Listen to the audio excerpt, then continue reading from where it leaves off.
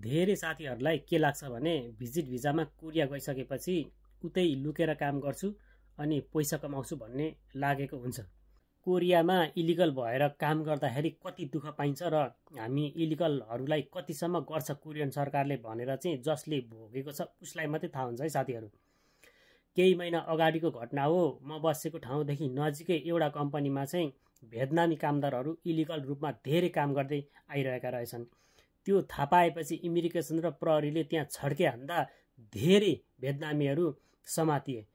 त्यो समात्ने क्रममा एकजना भेटनामी युवती चाहिँ भाग्न खोज्दा झ्यालबाट हाम फाल्दा तल भुइँमा खसेर घाइते भएको अनि उपचारको क्रममा उसको ज्यान पनि गएको छ। त्यस्तो घटनाहरू धेरै घटिरहन्छन् कोरियामा। इलिगल भएर काम गर्न यति सहज छैन है साथीहरू। तपाईहरू जति सोच्नु भएको छ नि त्यति सहज छैन। तपाईहरूलाई जहाँ समात्यो, जस्तो अवस्थामा समात्यो त्यस्तै अवस्थामा हातकडी लगाएर तपाईहरूलाई जेलमा लान्छ। जेलमा 2-3 दिनसम्म राख्छ। त्यस पछाडि तपाईहरूलाई हतकडी नै लगाएर तपाईहरूलाई एयरपोर्टदेखि एरोप्लेनसम्म चढाउँछ है साथीहरू।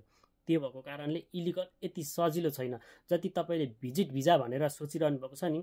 भिजिट भिजामा गइसकेपछि त्यहाँ जति पनि लुकेर काम गर्न पाइन्छ, जति पनि भागेर त्यहाँ पैसा कमाउन सकिन्छ भनेर तपाईँहरूले सोच्नु भएको हुन्छ नि, त्यो एकदमै गलत हो है। जो मान्छे पर्छ त्यसलाई मात्रै थाहा हुन्छ साथीहरू। त्यही भएर भिजिट भिजाको पछि नलाग्नुहोस् है।